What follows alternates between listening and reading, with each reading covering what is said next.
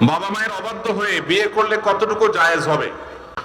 বাবা মায়ের কোনো অবাধ্য সন্তান যদি পারিবারিক সম্পদের অংশের ভাগ না দেওয়া হয় তাহলে বাবা মায়ের কোনো গুনাহ হবে কিনা। এরপরে প্রশ্ন হলো, আল্লাহ যে আছে এর দলিল কি? কোরআন হাদিস থেকে দলিল মানবো না, কারণ এগুলো তারই কথা। আমরা জানি সমস্ত কাজ নিয়তের উপর নির্ভরশীল, কিন্তু একজন মানুষ তার পীরের পায়ে সেজদা দিয়ে বলছে আমার মনে নিয়ত আছে আল্লাহকে সেজদা দিচ্ছি, এটা জায়েজ আছে কিনা? এরপরে প্রশ্ন হলো, আমি ফোন কলের মাধ্যমে কয়েকজন সাক্ষী রেখে বিয়ে করে ফেলেছি, এখন এটা কি আমার আসলে বিয়ে হয়ে যাবে? এ ব্যাপারে ইসলাম কি বলে, একটু বিস্তারিত জানাবেন। এরপর প্রশ্ন হলো, আমার বিয়ে হচ্ছে না চাকরির জন্য, মেয়ে রাজি আছে আমিও রাজি, কিন্তু পরিবার বুঝে না, কি করব? আমি বলছিলাম যে আমি অমুক সরকার পদত্যাগ করলে 10টা রোজা রাখবো, কিন্তু কেউ কেউ বলে যে রোজা রাখা যাবে না, আমি এখন কি করব? আপনার মতামত চাই।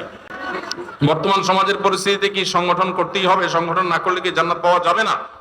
এরপরে প্রশ্ন হলো, একজন স্ত্রী তার স্বামীকে তালাক প্রদান করেছেন, কিন্তু স্বামী তার স্ত্রীকে তালাক প্রদান করেননি। এখন স্ত্রী আবার তার স্বামীর নিকট ফিরে আসতে চান, কিন্তু তালাকের 1 বছর পূর্ণ হয়েছে, এখন করণীয় কি? আমি সোহাগ বিন ইসলাম, একটু আগে একটা সুদী ব্যাংকে চাকরি করতাম, কিন্তু আপনার লেকচার শুনে তাকওয়া বৃদ্ধি পায় এবং সেই চাকরি ছেড়ে দেই। আমার বাবা মা সবাই, এমনকি স্ত্রীও চাকরি ছাড়তে নিষেধ করেন। আমি তাদের বুঝাই যে আল্লাহ রিজিকের ব্যবস্থা করে দিবেন। এখন আমি একটা মসজিদে খুতবা দেই, আলহামদুলিল্লাহ। এখন আমার প্রশ্ন হলো, আমি যে টাকাটা পেয়েছি চাকরি ছাড়ার পর, সেটা বিধান কি? এক ব্যক্তি ব্যবসা করত, সে ওজনে কম দিত, যাদের ওজনে কম দিত তারা অনেকেই মারা গেছে, তিনিও ব্যবসা ছেড়ে দিয়েছেন। এখন তিনি তো বান্দার হক নষ্ট করছেন, এখন সে কিভাবে হক পূরণ করবে বা কিয়ামতের দিন ক্ষমা পাবে? আল্লাহ তো বলেছেন তিনি তার হক ক্ষমা করার এখতিয়ার রাখেন, কিন্তু বান্দার হক নষ্ট করলে আল্লাহ তাকে ক্ষমা করবেন না। এ থেকে কি মাপ পাওয়ার কোনো পথ আছে কিনা? কোন ব্যক্তি তার জীবদ্দশায় ব্যবসা চলাকালীন সময় কাস্টমারদের কম দিয়েছেন, কাকে ওজনে কম দিয়েছেন তার খুঁজে বের করা যাবে না।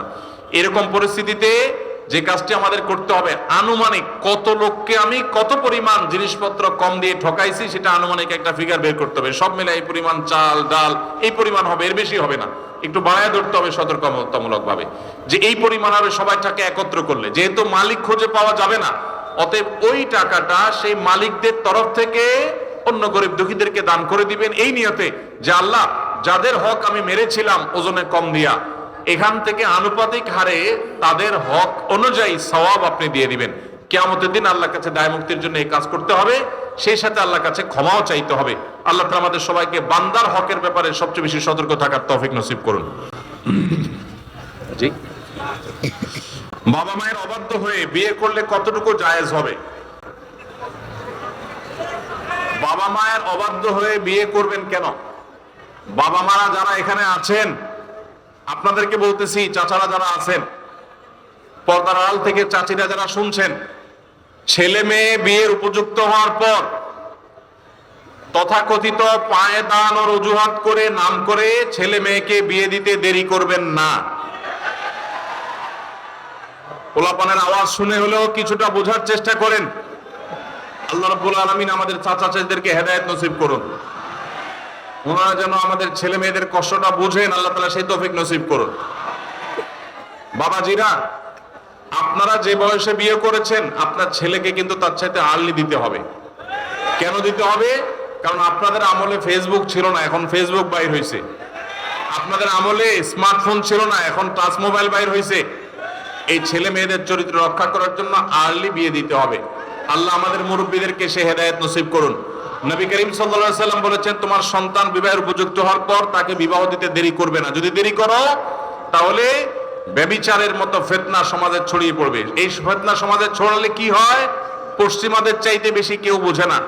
পশ্চিমারা বিবাহ বহির্ভূত সম্পর্ককে অ্যাপ্রিসিয়েট করেছে, এখন তাদের মানুষ জন্মের হার কমতে কমতে এমন ভয়ঙ্কর লেভেলে চলে গেছে, তাদের দেশ স্বাভাবিকভাবে চালানোর মতো লোকও নাই। কারণ অবৈধ সম্পর্ক দিয়ে তাদের দিন যায়, বিয়ে শাদী করে না, বাচ্চা কাচ্চা হয় না, তাদের জেনারেশনের মধ্যে গ্যাপ তৈরি হয়ে যাচ্ছে। অতএব সমাজে নানাবিধ ফিতনা ছড়াবে। ডক্টর খন্দকার আব্দুল্লাহ জাহাঙ্গীর রাহিমাহুল্লাহ বলতেন, একটা সাইক্লোনে, একটা ঘূর্ণিঝড়ে একটা দেশের বেশিরভাগ মানুষ যদি মারা যায়, আবার ধীরে ধীরে বাকি যে মানুষগুলো বেঁচে আছে তারা সারভাইভ করে উঠে যাবে।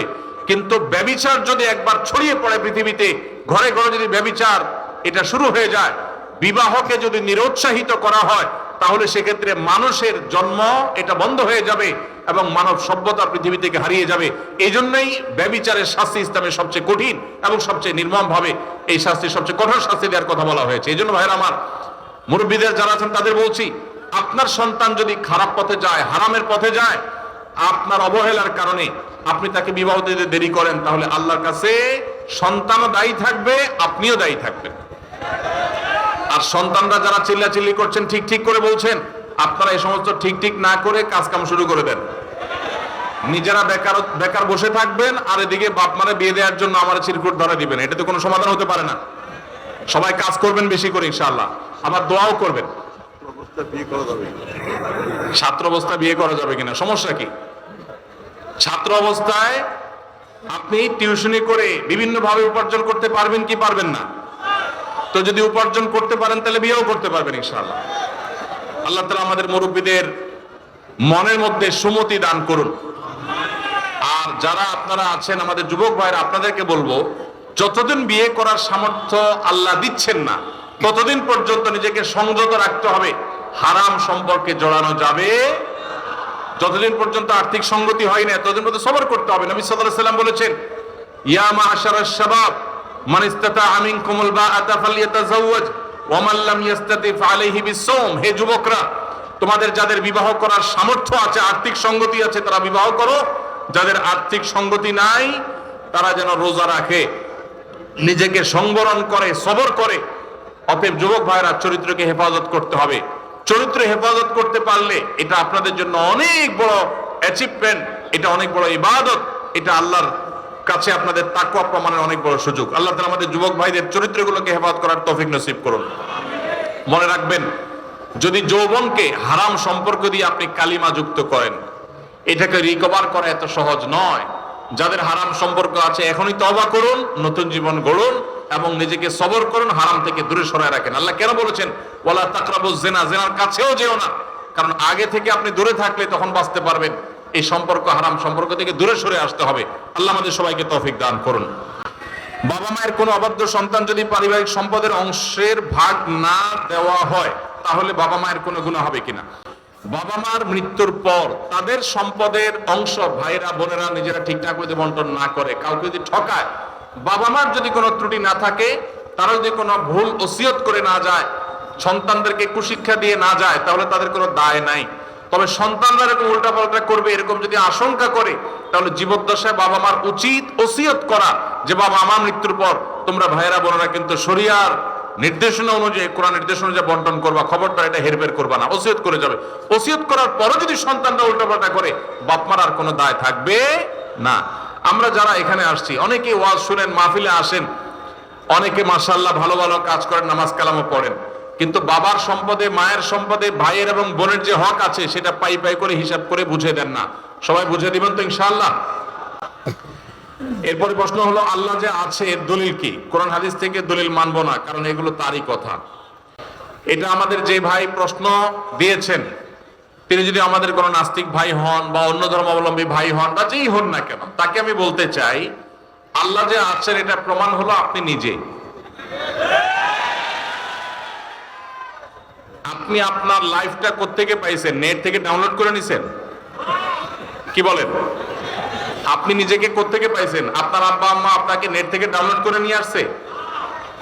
ভাইরা আমার, আমাদের অস্তিত্বই আল্লাহর অস্তিত্বের সাক্ষী। আল্লাহ রাব্বুল আলামিন বলেছেন, ওয়াফি আনফুসিকুম আফালা তুবসিরুন, তোমাদের অস্তিত্বের মধ্যেই আল্লাহর অস্তিত্বের নিদর্শন আছে, তোমরা কি দেখো না? ভাইরা আমার, আল্লাহর এই বিশাল সৃষ্টি জগৎ, এই মহা সৃষ্টি, এত বিশাল সৃষ্টি জগৎ দেখার পরও যদি কেউ স্রষ্টাকে বিশ্বাস করতে কষ্ট হয়, তাহলে তার মতো হতভাগা আর কে হতে পারে? ভাইরা আমার, এই সৃষ্টি জগৎই স্রষ্টার অস্তিত্বের সাক্ষী। আল্লাহ রাব্বুল আলামিন আল্লাহর এই সৃষ্টি জগৎ দেখে, তার সুনিপুণ সৃষ্টি দেখে আল্লাহর অস্তিত্ব এটা খুঁজে পাওয়ার হেদায়েত, তৌফিক আল্লাহ তাআলা আমাদেরকে দান করুন। ভাইরা আমার, আমরা যদি আমাদের অস্তিত্বের দিকে তাকাই, আল্লাহ সৃষ্টির দিকে তাকাই, সূরা মুলকের শুরুর আয়াতগুলো যদি অনুবাদ সহকারে আপনি পড়েন, কোরআন জুড়ে আল্লাহ রাব্বুল আলামিন যে বলেছেন, আল্লাহ রাব্বুল আলামিনের সৃষ্টি শৈলী নিয়ে, সেগুলো যদি আপনি অধ্যয়ন করেন, পড়েন, তাহলে দিনের আলো মতো পরিষ্কার হবে যে আল্লাহ রাব্বুল আলামিনের অস্তিত্ব এটা ওয়াজিবুল উজুদ, এটার অস্তিত্বহীনতা কখনো কল্পনা করা যায় না। এটা নিয়ে দীর্ঘ আলোচনা করার সুযোগ নেই, শুধু এটুকুই বললাম যে আপনার আমার সৃষ্টি, এটাই আমাদের স্রষ্টার কথা স্মরণ করিয়ে দেয়। কারণ স্রষ্টা ছাড়া কখনো সৃষ্টি হতে পারে? ছোট বড় এমন কিছু পৃথিবীতে নাই যেটা কেউ তৈরি করা ছাড়া আসছে। মাইকটা কেউ তৈরি করেছেন, এই পানি বোতলটা কেউ তৈরি করেছেন, এই কাগজটা কেউ তৈরি করেছেন। প্রত্যেকটা জিনিসের যেরকম কেউ না কেউ তৈরি করেছে, ক্রিয়েটর আছেন, সেখানে এই মহা সৃষ্টির এত কিছুর আমি আপনি সহ আমাদের এবং এই আল্লাহর এই সৃষ্টি জগতের যে বিশাল আয়োজন, এগুলোর কোনো ক্রিয়েটর নাই। এর চেয়ে হাস্যকর কথা আর কি। আল্লাহ তাআলা আমাদেরকে হেদায়েত নসিব করুন। হেদায়েত যদি আল্লাহ তাআলা কাউকে দান না করেন, তাহলে সেক্ষেত্রে সে অনেক নলেজ অর্জন করার পরও সঠিক পথে হয়তো আসবে না। এই জন্য আল্লাহর কাছে হেদায়েত চাইতে আমাদেরকে শিক্ষা দেওয়া হয়েছে। এই দিনে সিরাতুল মুস্তাকিম আমরা শুধু আল্লাহ তাআলার কাছে করবো ইনশাআল্লাহ। আমরা জানি সমস্ত কাজ নিয়তের উপর নির্ভরশীল, কিন্তু একজন মানুষ তার পীরের পায়ে সেজদা দিয়ে বলছে আমার মনে নিয়ত আছে আল্লাহকে সেজদা দিচ্ছি, এটা জায়েজ আছে কিনা? ভাইরা আমার, আমাদের এই কপাল শুধুমাত্র আমরা নিবেদন করব আল্লাহকে। কাকে? আল্লাহকে। আল্লাহ ছাড়া মানুষের এই কপাল আর কারোর সামনে সেজদায় অবনত হবে। আল্লাহ সুবহানাহু ওয়া তাআলা কোরআনে কারীমে সূরা ফাতিহাতে আমাদেরকে শিক্ষা দিয়েছেন, ইয়্যাকা না'বুদু, আল্লাহ আপনারই ইবাদত করি। আমরা ইবাদত করি শুধু কার? ইয়্যাকার মানে হলো শুধুই আপনার ইবাদত করি, আর কারণ না।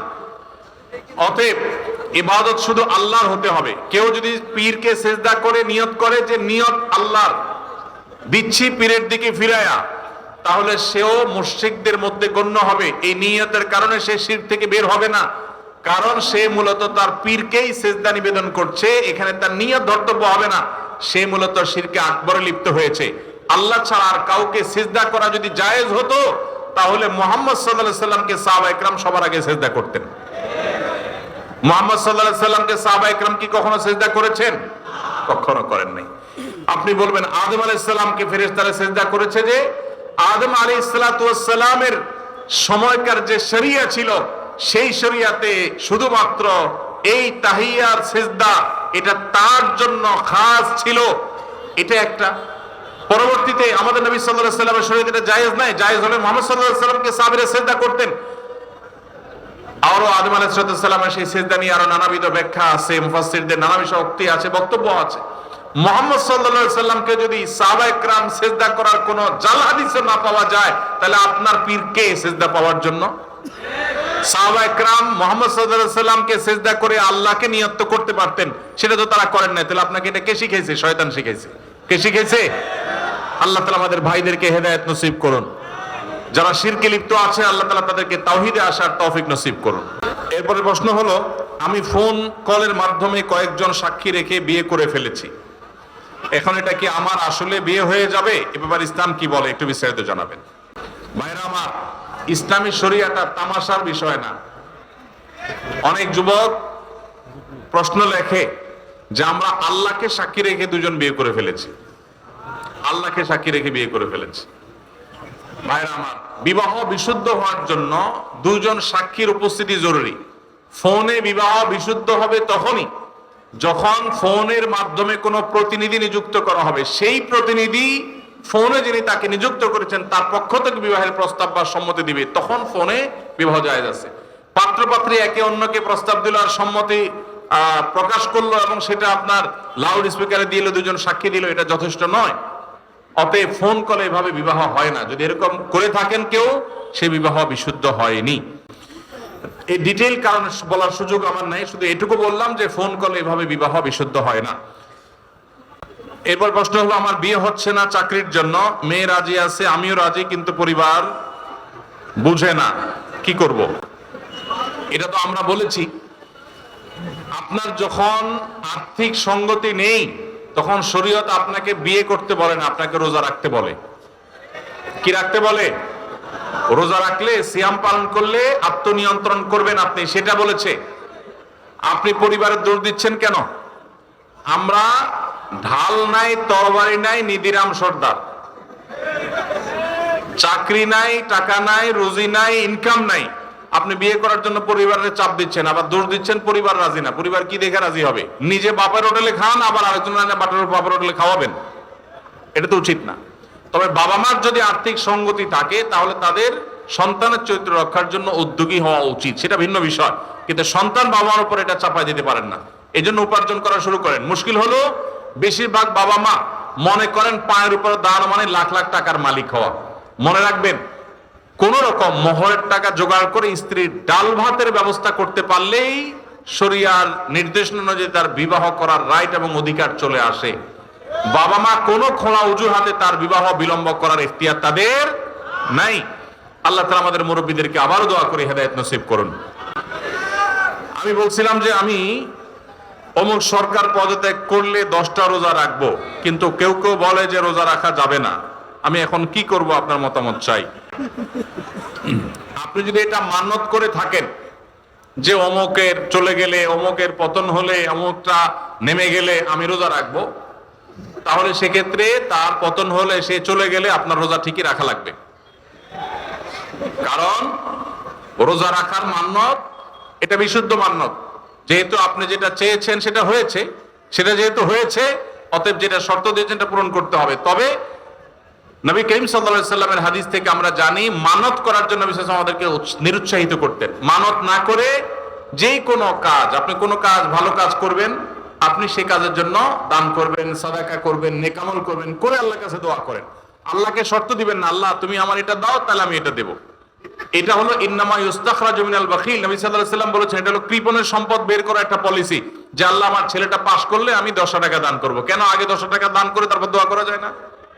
এটাই হলো সুন্নাহ। মানত করা সুন্নাহ নয়, তবে যদি কেউ মানত করে তখন তার পুরা করা ওয়াজিব হয়ে যায়, অতএব আপনার উপরে ওয়াজিব হয়ে যাবে। বিগত 1 বছর ধরে আমার সাথে একটা মেয়ে হারাম সম্পর্কে ছিল, হারাম সম্পর্কটা আমি হালাল করার জন্য আমার ফ্যামিলিকে রাজি করি। সব কি এই টাইপের প্রশ্ন নাকি? বর্তমান সমাজের পরিস্থিতিতে কি সংগঠন করতেই হবে? সংগঠন না করলে কি জান্নাত পাওয়া যাবে না?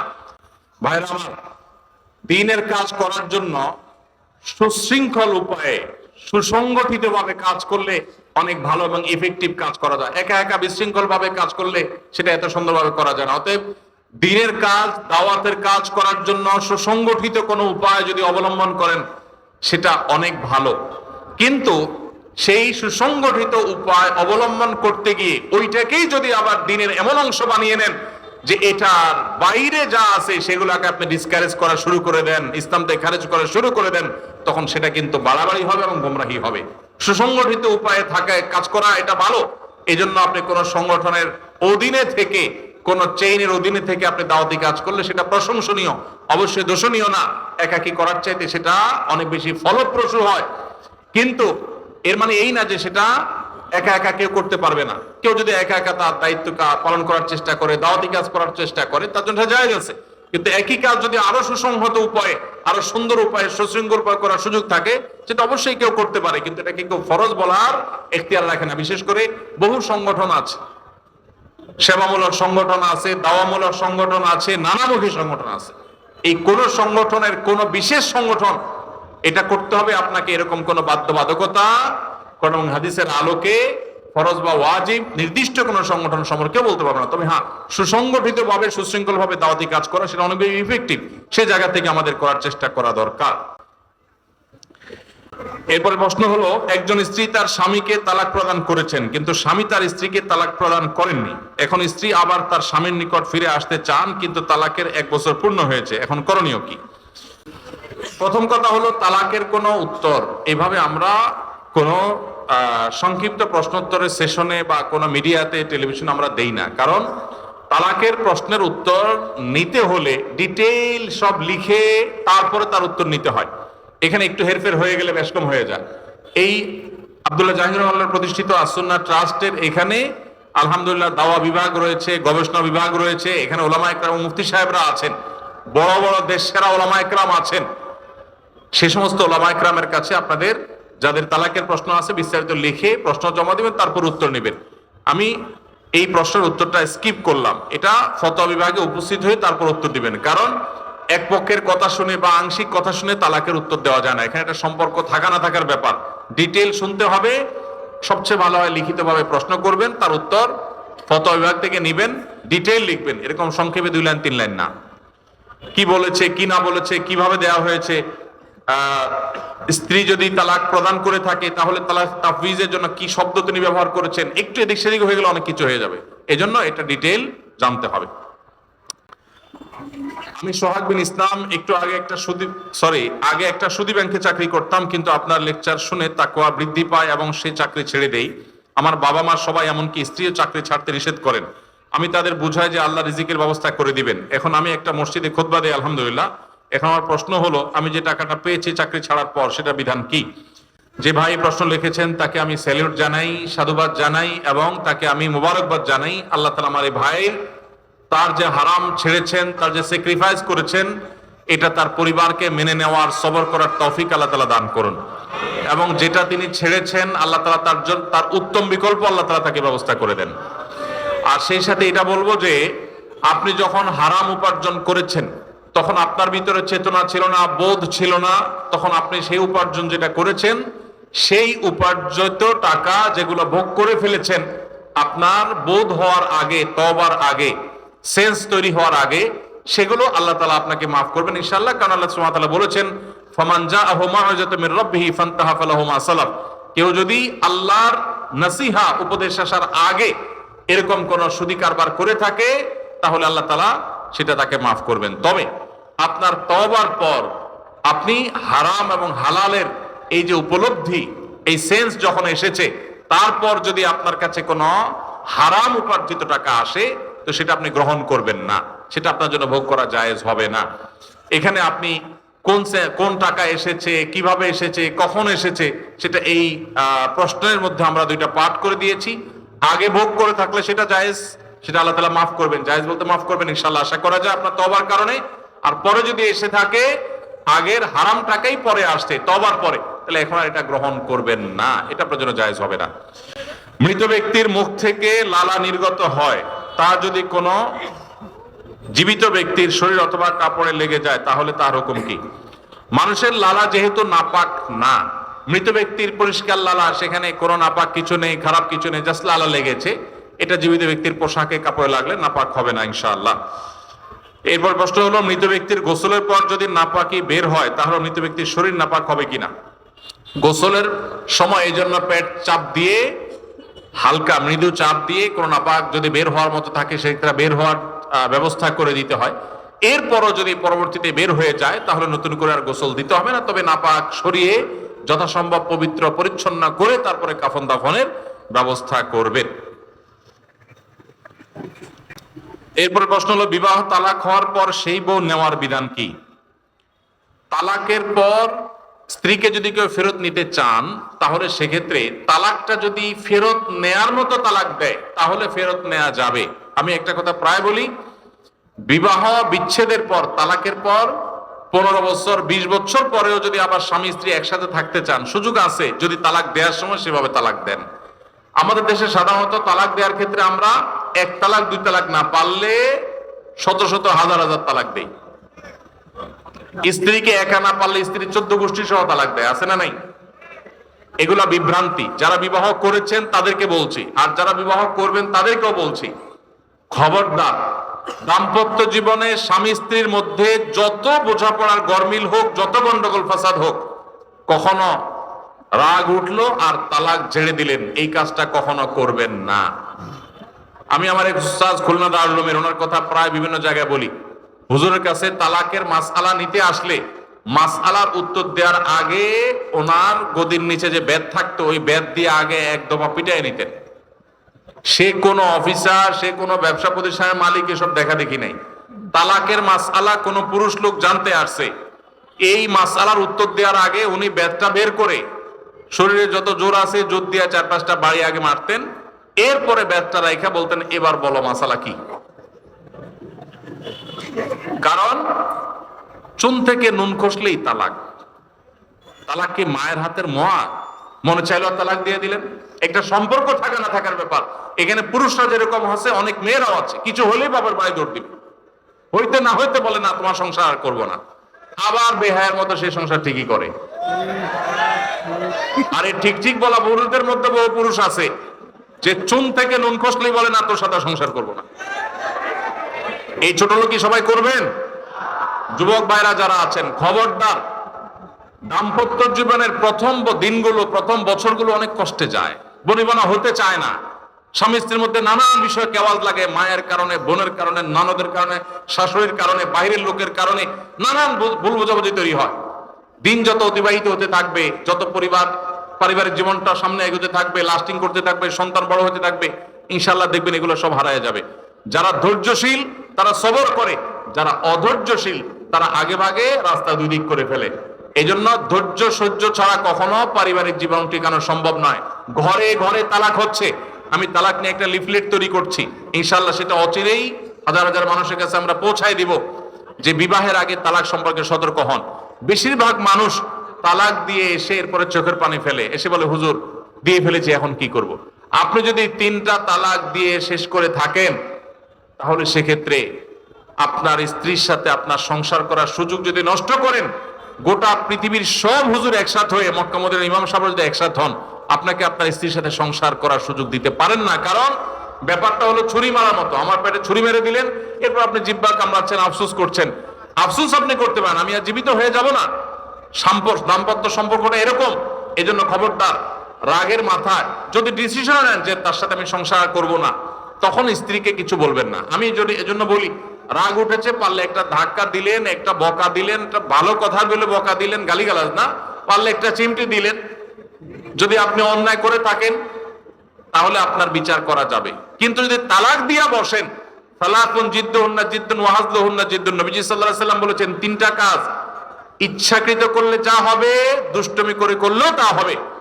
আমাদের দেশে বিভিন্ন জায়গায় এক সময় ছিল, এখন আছে কিনা জানি না, অনেক এলাকা প্রশাসনের অনেক ভাইয়েরা তারা বড় বড় সাইনবোর্ড লাগিয়ে রাখছে, রাগের মাথায় তালাক দিলে তালাক হয় না।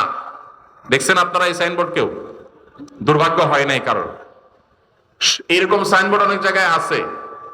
আমাদের দুর্ভাগ্য যে আমাদের ফতোয়া অনেক সময় আমাদের প্রশাসন অনেক বাইরে দিয়ে দেয়, রাগের মাথায় তালাক দিলে নাকি তালাক হয় না। তালাক কি মানুষ মহব্বত করতে করতে দেয়?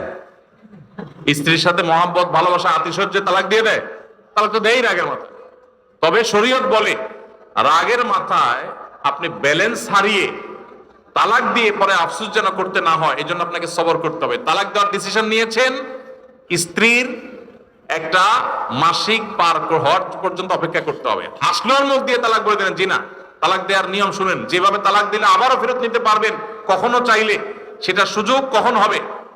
আপনি সিদ্ধান্ত নিছেন না আর একসাথে আমরা থাকবো না, ওকে ফাইন, পরামর্শ করছেন বন্ধু বান্ধব, বিচক্ষণ মুরব্বী, আলেম ওলামা, লয়ার সবার সাথে, তাহলে এবার আপনাকে অপেক্ষা করতে হবে। সিদ্ধান্ত নিলেন আজকে আর কালকে তালাক দিবেন, জি না, অপেক্ষা করতে হবে একটা মাসিকের। মাসিক পার হবে, এরপরে পবিত্রতা আসবে। সেই পবিত্রতার পিরিয়ডে শারীরিক কোনো সম্পর্ক হওয়ার আগে আপনাকে তালাক দিতে হবে। এটা হলো তালাকুস সুন্নাহ। এভাবে শরীয়ত তালাক দেওয়ার নির্দেশ, যদি দিতে হয় এভাবে দিতে হবে। কেন শরীয়ত এতগুলো স্টেপ অবলম্বন করছে জানেন? কারণ শরীয়ত এনশিওর করতে চায় আপনার তালাকটা খুব বিচক্ষণতার সাথে, বুদ্ধিদীপ্ত ভাবে, সুচিন্তিত ভাবে হয়েছে, ঠান্ডা মাথায় হয়েছে, বুঝে শুনে হয়েছে। আপনি এটা অ্যাবনরমাল হয়ে মেজাজ হারিয়ে আপনি মাথা গরম করে দিয়ে ফেলেননি। এটা নিশ্চিত করবার জন্য এতগুলো সময়, এতগুলো স্টেপ নিয়েছে যে একটা মাসিকের পিরিয়ড পার হওয়ার পরও স্বামী স্ত্রী একে অন্যের প্রতি যথেষ্ট আকৃষ্ট হওয়ার কারণ থাকা সত্ত্বেও সেই শারীরিক সম্পর্ক করার আগে আপনি তালাক দিচ্ছেন, মানে হলো যথেষ্ট যৌক্তিকতা আছে এবং আপনি খুব কনভিন্স হয়ে বুঝে শুনে তালাক দিচ্ছেন। এটা এনশিওর করার জন্য শরীয়ত এতগুলো বাদ দিয়েছে। এই বাদ পার হওয়ার পর আপনাকে তালাক দিতে হবে। আমাদের দেশে হাজারের ভিতরে 999 জন মানুষ তালাক দেওয়ার সময় মুখ দিয়ে আসলো আর পট করে তালাক দিয়ে দিল। এটা সুন্নাহ তালাক নয়। এই তালাকটা, এইভাবে তালাক দেওয়া, এটা একটা গুনাহের কাজ।